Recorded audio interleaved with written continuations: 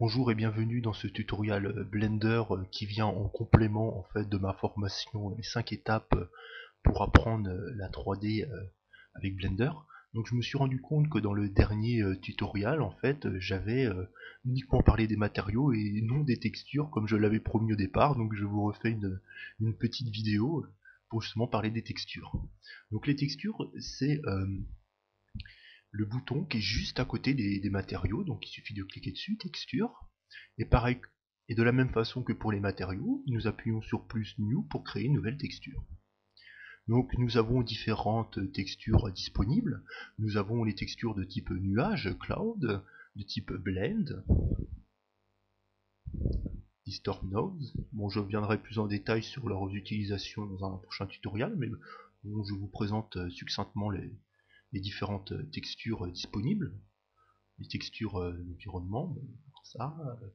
Texture, nous pouvons également ajouter une image pour une image qui sera plaquée en fait sur le cube pour lui attribuer une texture. Nous avons également la possibilité, parce que si nous appliquons une image directement sur un cube comme ceci, l'image sera très mal mappée. Nous avons un système qu'on appelle UV mapping qui permet justement de bien plaquer l'image sur l'objet, de la plaquer proprement pour donner un objet le plus réaliste possible en couplant justement les textures avec les matériaux.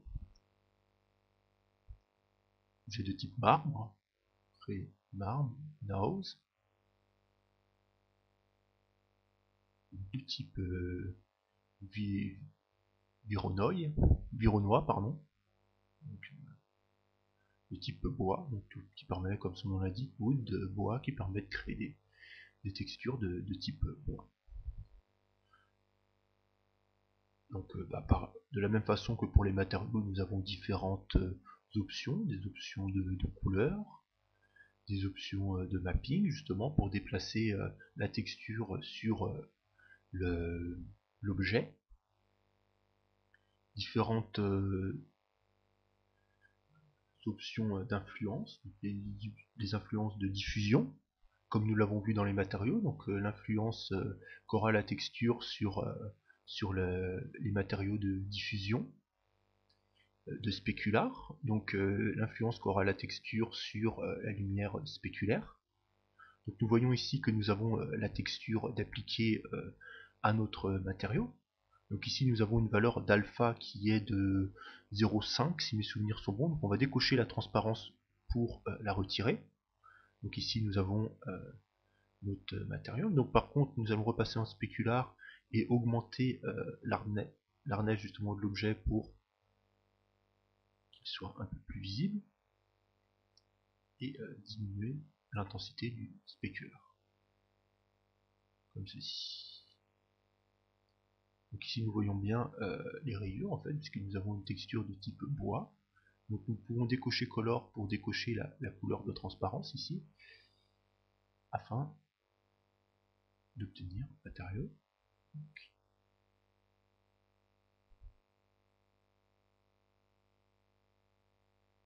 Voilà. Et nous avons des propriétés, nous pouvons agir justement sur la texture de type bois, comme ceci. Donc pour que ce soit plus visible, on va pareil que dans le panneau matériaux, nous allons déplacer la fenêtre de preview de, de texture. Donc nous allons la déplacer. Voilà. Une fois c'est un peu difficile. Comme ceci. Non, même un petit peu plus bas.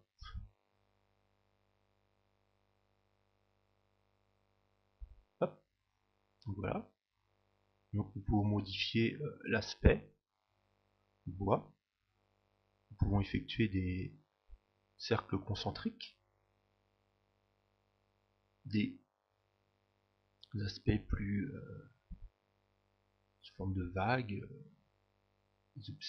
et donc des aspects comme ça de forme vague, mais avec des cercles concentriques, comme on peut l'avoir ici, sauf qu'ici c'est avec des lignes droites, des traits droits. Nous pouvons coupler justement deux types aussi, repasser comme on le faisait tout à l'heure, repasser par exemple de cette disposition-ci à celle-là, mais en troublant les lignes, comme ceci, en faisant des cercles concentrés, pareil ici. Nous avons vraiment beaucoup d'options, et ceci pour différents types de textures. Par exemple, nous allons dans marbre. Nous pouvons voir que dans marbre, nous avons également différents types. Là, nous jouons sur l'éclaircissement.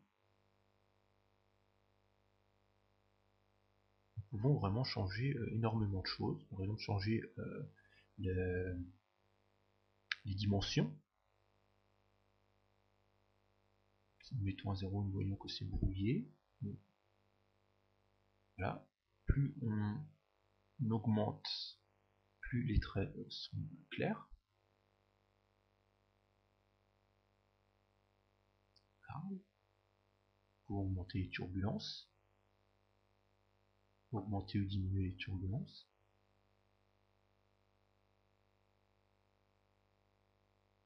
Et augmenter les détails.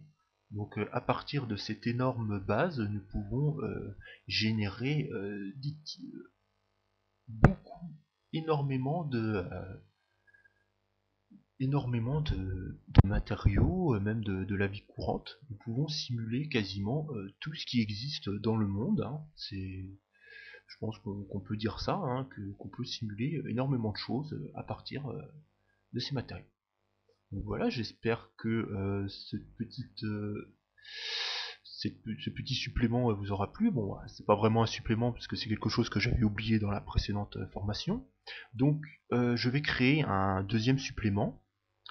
Je vais créer un deuxième supplément bonus, on va dire, concernant les modifieurs, puisque je me suis rendu compte que j'en ai pas parlé et que c'est quand même un point assez important de Blender.